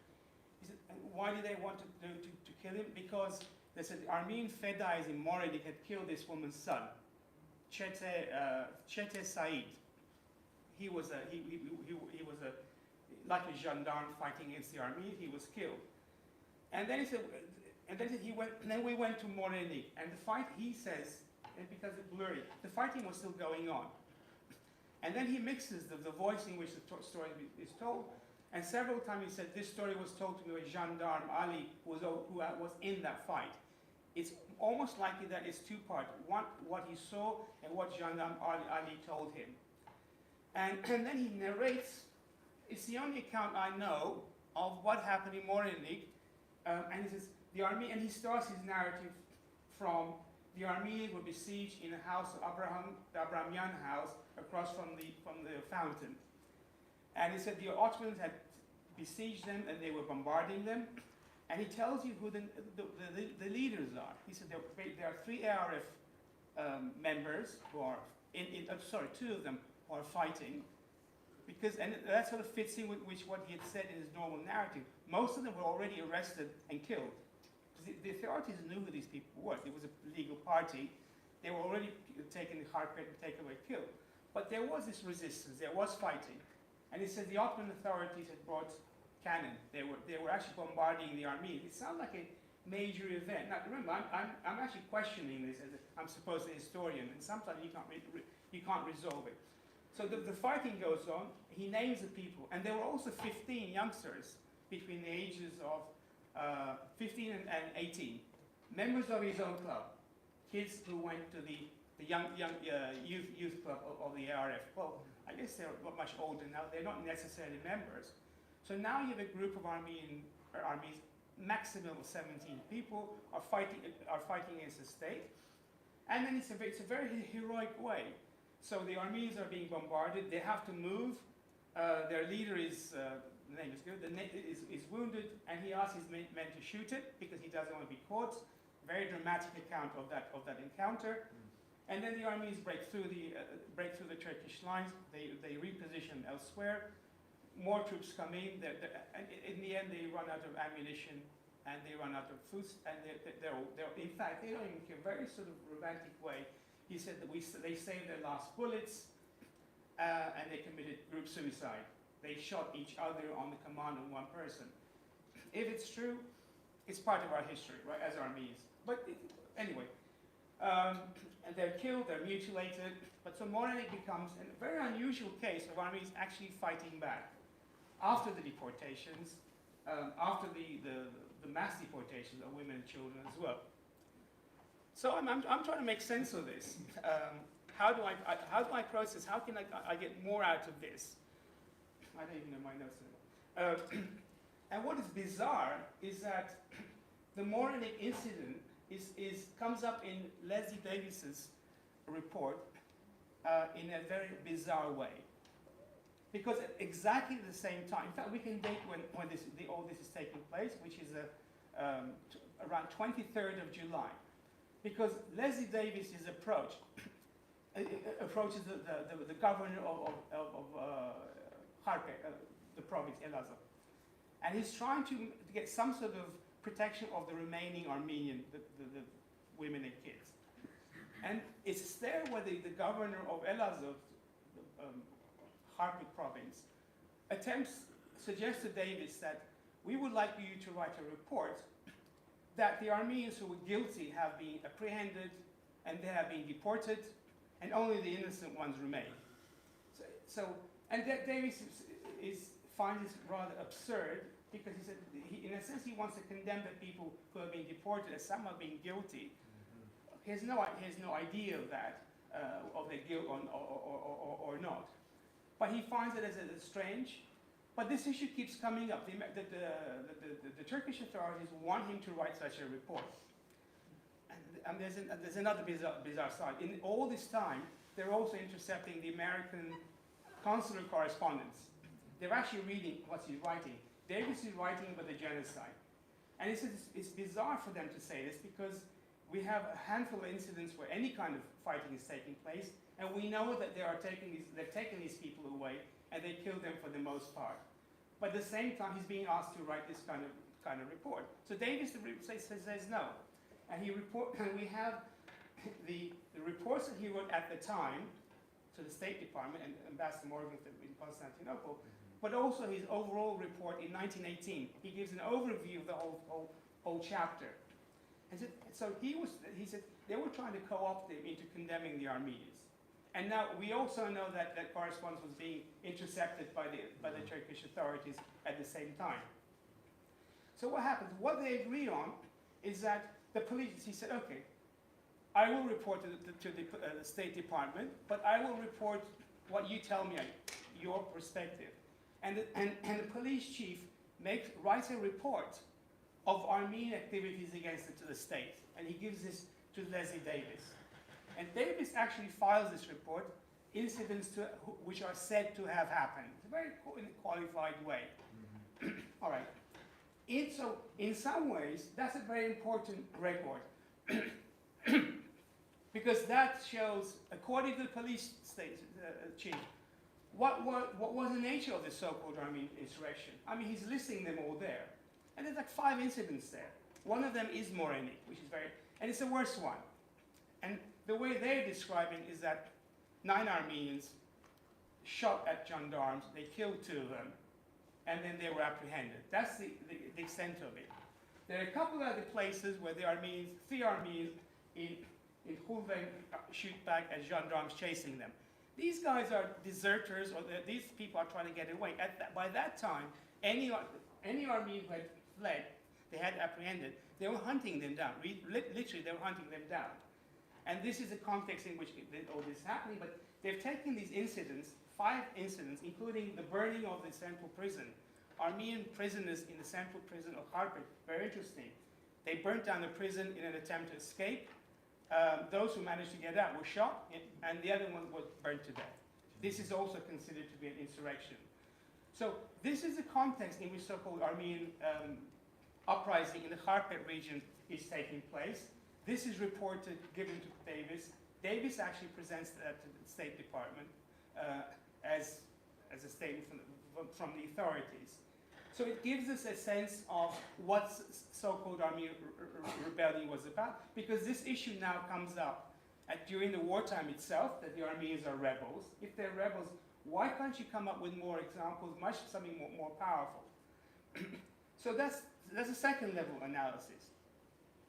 The third level analysis in all of this is that this particular report, which was apprehended and translated, then appears in Turkish, contemporary Turkish publications about Armenian sedition against the Ottoman state. That is being reproduced in documentary collections today, by the Turkish government, proving that the Armenians were rebels. I would have been much more impressed if they had at least had some other cases in order to justify that, well, the state has some idea, some fear, that the Armenians had some capacity of hurting them, and they had to take drastic action.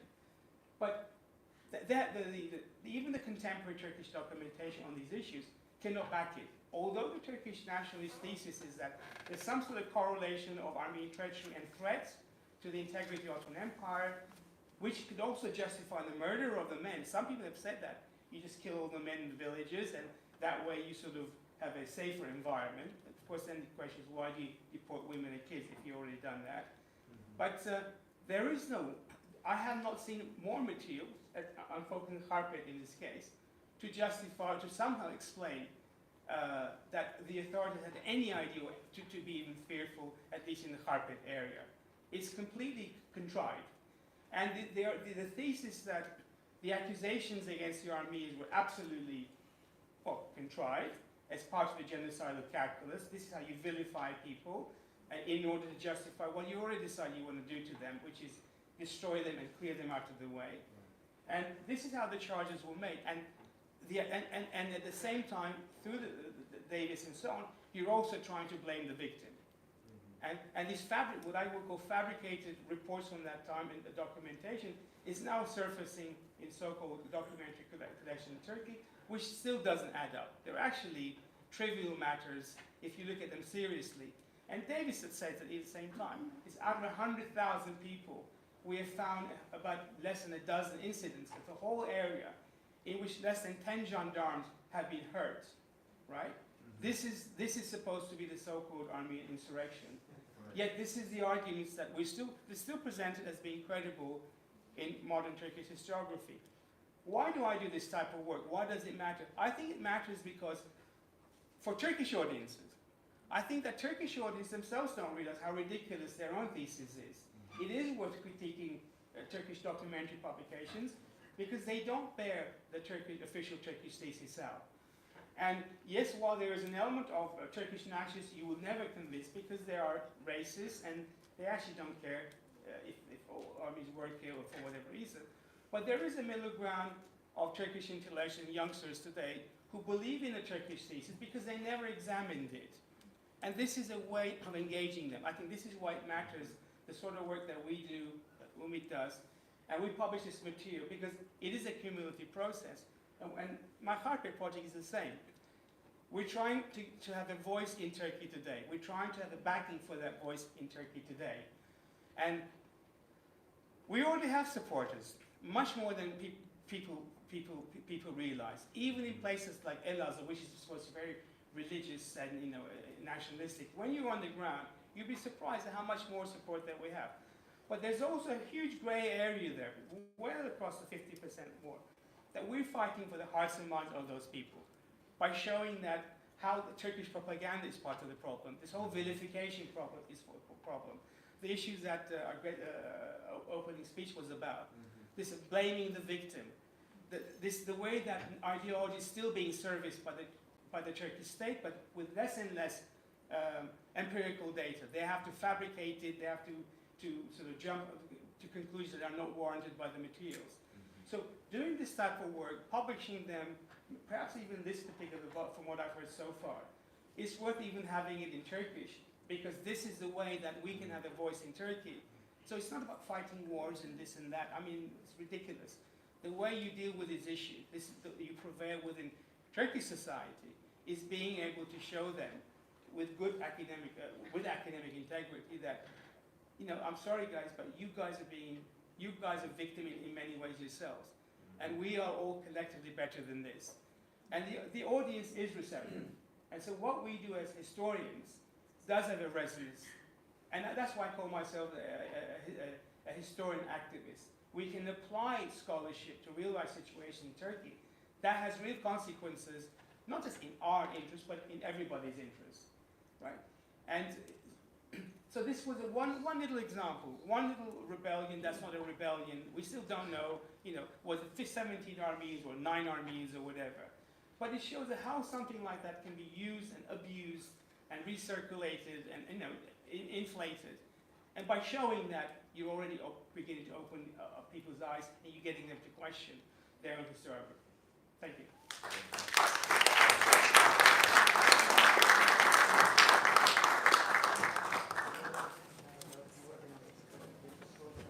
You like my background material stuff? There's a few minutes on the same slide, so we got the background. Thank you, Ara, because what Ara Sarafian presented us today then is another alternative view of microhistory and how you can take memoirs, and there are many memoirs coming out, and you can analyze them from a variety of perspectives to present new information. So, Is that memoir published?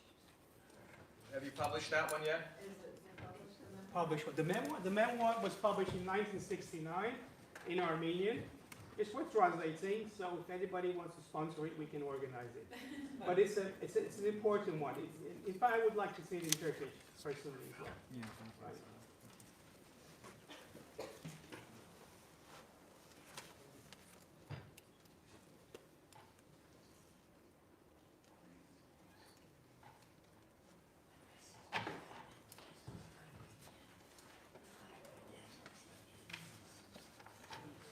So our final speaker for this evening is Dr. Samuel Dolbee. He's an environmental historian of the Ottoman Empire and the modern Middle East, and his interests lie in the fields of agriculture, disease, and science, and he teaches courses at the Department of History at Vanderbilt University and as part of the Climate Studies department.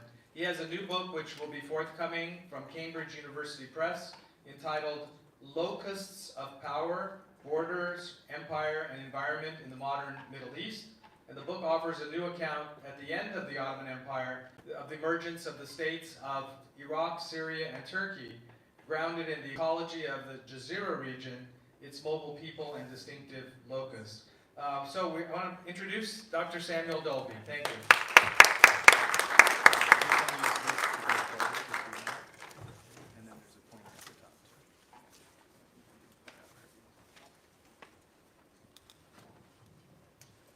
Hi, everyone. Thanks, Barlow. Yeah, I'm just going to pick it up for you. You're taller. I'm going to speak right into it. Okay. Can you hear me? That's better. Thanks, everyone, for being here. Thanks, Barlow. Thanks, Sunit. So I want to start by actually going back a week in time. Last Saturday, I had just gone grocery shopping at Trader Joe's. I had just pulled into my parking space, and I realized I had a missed call on my phone. And I called back, and on the other end of the line was Dr. Haraç Dumanian, who was actually the son of Hans-Lukas Kieser. And I had been able to get in touch with him through his through Haraç's son, who's a urologist at USC. And I knew about Hans-Lukas Kieser because it's someone whose life story I had encountered while working on the book that just came out, Locusts of Power.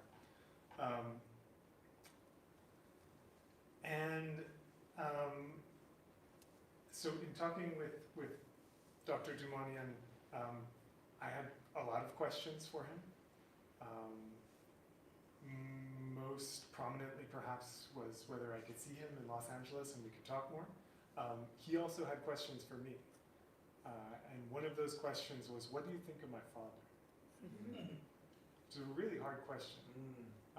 Not least because I cared a lot more about what he thought of his father than what I think. So today's talk is going to be my inevitably inadequate attempt to answer that question. What do I think of Dr. Haraç Dumanian's father?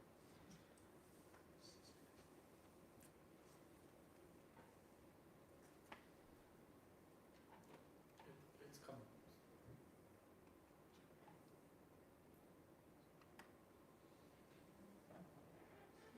Patience is important.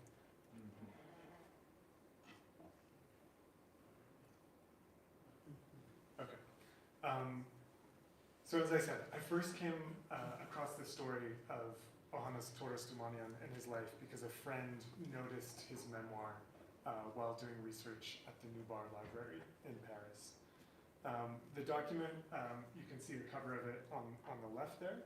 It wasn't a published book, felt a little less permanent, about 80 pages of printed text, plastic cover and binding. No details about how it was produced, and upon asking the librarians, both current and former, both Boris Abrahamyan and Raymond Kevorkian, they couldn't remember how they got access to this document. At some point over the summer, while writing this paper, I Googled a particular phrase from this memoir, and what came up but this blogspot website on the right here. So the entirety of the memoir had been posted on July 31st, 2014 at dumanianmemoirs.blogspot.com. And in November of that year, a representative of the Armenian Genocide Museum and Institute posted a comment suggesting that the memoirs ought to be donated to the museum. I subsequently learned from Dr. Dumanian that he, in fact, had translated his father's memoir from Armenian into English. And as he explained it to me, he posted it to the internet. He didn't think about it until he heard from his son that I was trying to get in touch with him. So what I'm going to do today is try to place Dumanian's memoir in context. The memoir is the spine of this presentation, but I've also supplemented it with materials from the Ottoman State Archives, the League of Nations Archives, and various French diplomatic archives.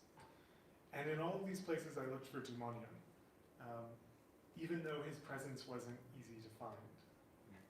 He wasn't an important figure in the sense of how we might think of important people in history.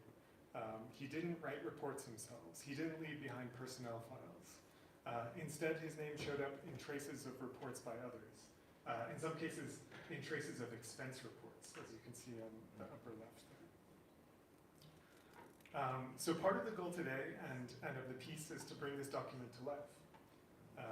One that started as handwritten Western Armenian, that then became translated into English by his son, and lived on as the single blog post on dumanianmemoirs.blogspot.com, and then became a holding of the Newborn Library. And the second goal, more specific scholarly goal, is to think of Dumanian's life in relation to his work as an agronomist. He was trained at the most advanced Ottoman agricultural school in the very last years of the empire. And so I want to suggest how we can see his work as a strange continuity with his late Ottoman world, albeit one in which the institutions in which he trained were those of a state that attempted to kill him and his family. What does it mean if we think of him as one of the last Ottoman agronomists, a generation scattered across borders in the post-Ottoman world? How might dead locusts, drained swamps, ripe cotton, rooted poplars, and harvested wheat help us think about tenacious survival at the end of empire?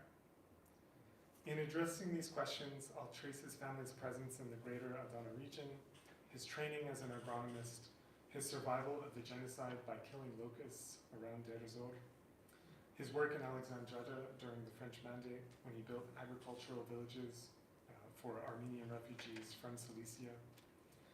And all of this is part of a broader effort to think about life and survival amidst the death and destruction of the genocide, but also to think more generally about the presence of Armenians in the post-Ottoman world, which of course a number of people are talking about, but fits with Victoria's presentation quite well.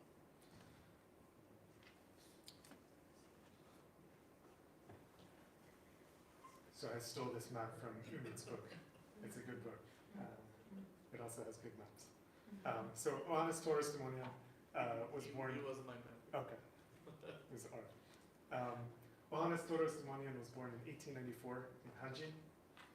His father had acquired considerable property in the plains to the south of the city in Kars-Bazar, modern-day Kadirli. And it was there that Dumanian's father had also been stricken with the devastating disease of agricultural development in Cilicia, and that was malaria. Dumanian's father recovered, and as I said, came to acquire considerable wealth, but not everyone in the family was so lucky. Dumanian's paternal uncle died of the disease.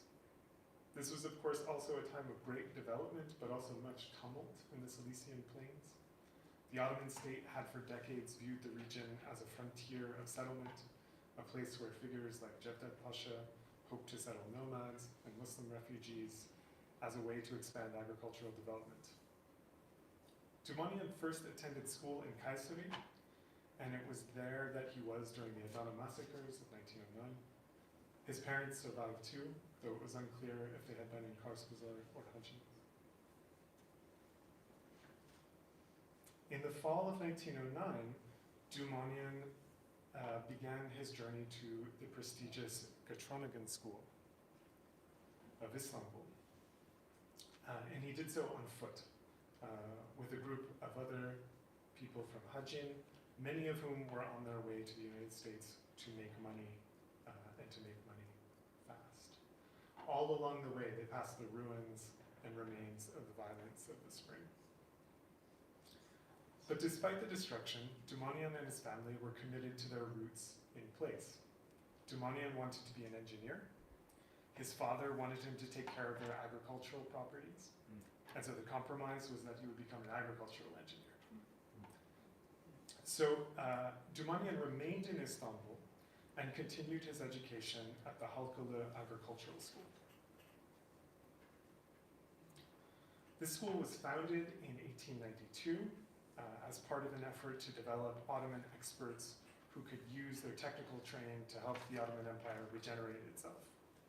And of course, Ottoman Armenians had a long tradition in this regard, including figures like Yerevan Agaton, Nazarat Agavaryan, both of whom were co-founders of the Armenian General Benevolent Union, and both of whom were trained agronomists. It was in this milieu that Dumanian, at least as he told it, he took a rather apolitical stance. He disapproved of intra-ethnic conflicts between Tashnak and Hunchak, as much as inter-ethnic conflicts between Armenians and Turks and Kurds. For his part, he recalled how his fellow students at the agricultural school referred to him as Ahbar, making him a powerful manifestation of what Michel Campos has called Ottoman Brotherhood, the brief period after the reinstatement of the Constitution in which another kind of future seemed possible. And in these are photos from the agricultural school dealing with, I think, a cow over here. The image to the left is on Çiftçi Bayramı, Farmers' Day, Farmers' Holiday, all of the students gathering to celebrate that day. So it gives a sense of what kind of connections there were between different students at this school. Of course, all of this would change in the midst of World War I. Dumanian was able to avoid conscription because of a medical exception, but that was no help when the deportations came. He and his family left Hajin in 1915, headed for what they feared would be the Syrian desert and its scorching sun. The family was able to bribe an official so that they could take a train to Aleppo rather than go on foot with everyone else. But once they arrived there, they had to contend with the issue of how to stay safely, when so many Armenians were being sent east to Rasulayn, to Deir ez-Zor, and elsewhere. Eventually, Dumanian was able to find work at, of all places, an Ottoman agricultural school near Aleppo, and he was able to do so through a former colleague from the Halkalı Agricultural School. At the same time, he experienced great loss, with many family members being killed. With his family suffering the emotional pain and growing impoverishment thanks to wartime conditions, Dumanian had to find other work. And in this respect, agriculture would help him once again.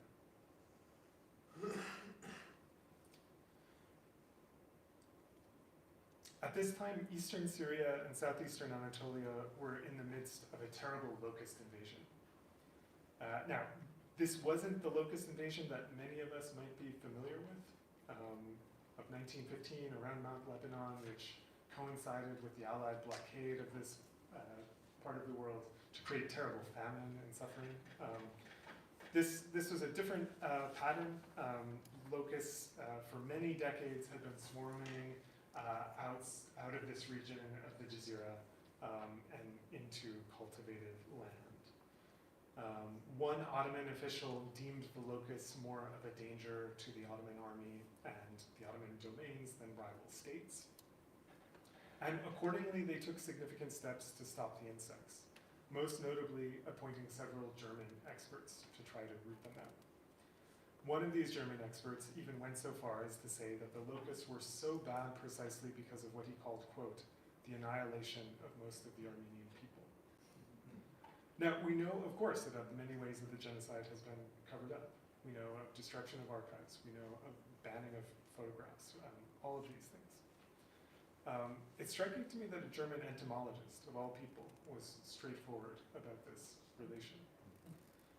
And his observation was that some of the best places for locusts to lay their eggs were newly fallow fields, so fields that had been previously cultivated, which were then left uncultivated.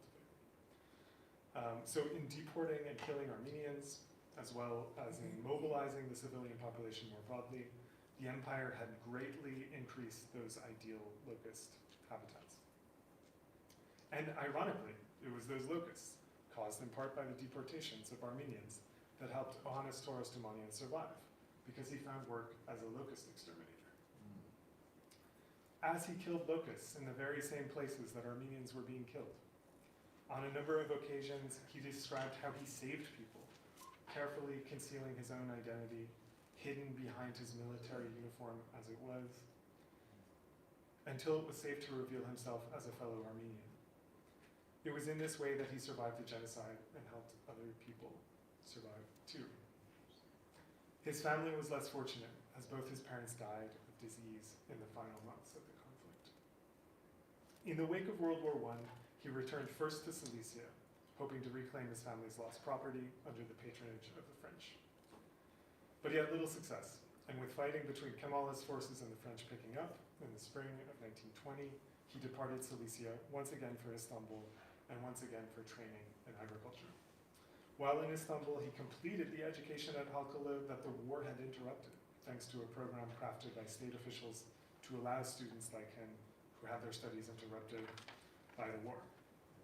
But with the fall of Hajin in October of 1920 and the impending end of the occupation of Istanbul, he sought another place where he might continue his life. He found it in Alexandretta, the region of the French Mandate of Syria and Lebanon, not that distant from Dumanian's native Cilicia. When Dumanian journeyed from Istanbul to Alexandretta, he brought with him what he thought would set him up as a businessman: car parts. When questioned by customs officials as to how long he had been a salesman, Dumanian recalled that he said, "Sir, I am an agricultural engineer by profession, but now that I am a refugee, I need something to survive."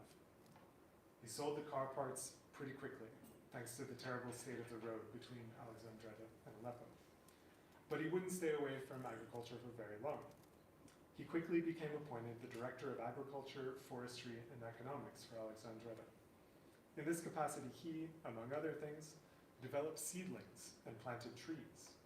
He recalled even how he enlisted members of chetes to work as forest guards.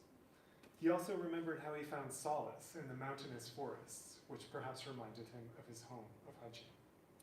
He also became involved in the development of agricultural villages for Armenian refugees from Cilicia and Anatolia more generally. As with many Ottoman efforts at settling refugees, these refugees, victims of Ottoman and post-Ottoman violence, were also being placed in swampy environments with little support from local populations. So in closing, I want to look a little more closely at Dumanian's work with these villages. And as you can see from this map, French colonialism also had a very strong graphic design budget. These blue squiggles all around Alexandretta are signifying swamps. So this is a very watery area. As I said earlier, Dumanian again and again touted his apolitical credentials, in which he opposed nationalism and in some cases revealed some degree of loyalty to the Ottoman state. In many ways, he was following Ottoman refugee policy and settling refugees in these swampy, uninhabited areas to be transformed through their presence. But if we look at the names of the villages that Dumanian helped create, names like Hayashen, Nor Zeytun, so Armenian village, Armenian place, Nor Zeytun, New Zeytun, they reveal another story. The places he was helping build by draining swamps, by planting trees, were literally the perseverance of Armenian communities that the Ottoman state had attempted to wipe off the map. In all, Dumanian claimed to have been part of the planting of 150,000 poplar and 15,000 fruit trees as part of his work on these settlements. And in the French archives, I came across photo albums of these settlements. So here you can see Hayashen from the air. And this is a little bit removed from Iskenderun, on the other side of the mountain, so a little closer to Reyhan, the border town between Syria and Turkey. But also in the photos are more close-up examples of Dumanian's work, and perhaps even glimpses of Dumanian himself. Is that his hand in the photo of cotton outside of Hayashen, the crop so distinctive of Cilicia that Dumanian in French colonial documents claimed it only appeared in Alexandretta thanks to his intervention? Or is that him behind the branches of peaches? But of course, for all these routes, the villages of refugees, built in part thanks to late Ottoman agricultural education, would not last. With the Turkish annexation of Alexandretta, many preferred to leave the poplars behind.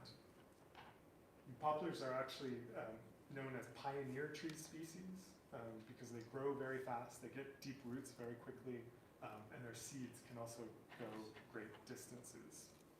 The Armenians of Hayashen cut them down, the better to help them move to a new space when they left. Dumanian left too. He worked from Aleppo for a while in what he described was an effort to be fired. He also said the commute on Mondays felt like going to hell. Eventually he left, having lost everything once again. His family ended up in Lebanon. He worked with the French in grain procurement and other agronomical projects during World War II. And then after the war, he found himself eventually selling nylon and plastic products from a Beirut storefront. In his enigmatic style, the final 2 decades of his life, between 1945 and his death in 1969, are limited to a single page in his memoir. His closing words tell of commemoration of the genocide in Beirut in the 1960s. Of course, in some ways, the Ottoman world and its legacies lived on after the empire no longer politically existed. Cyrus Shaik has called this the Ottoman twilight. It was in this dwindling sun that Dumanian survived.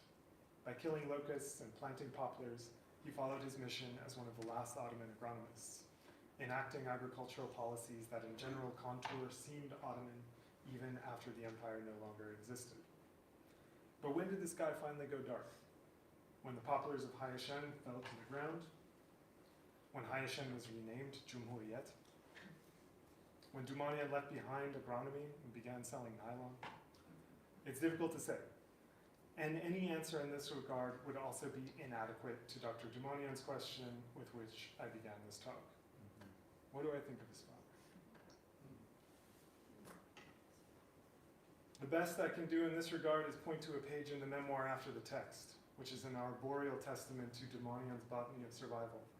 No, not peach trees or cotton, poplars or eucalyptus, but a profound representation of branches and life largely left out of the memoir. A family tree. They still live. Thank you.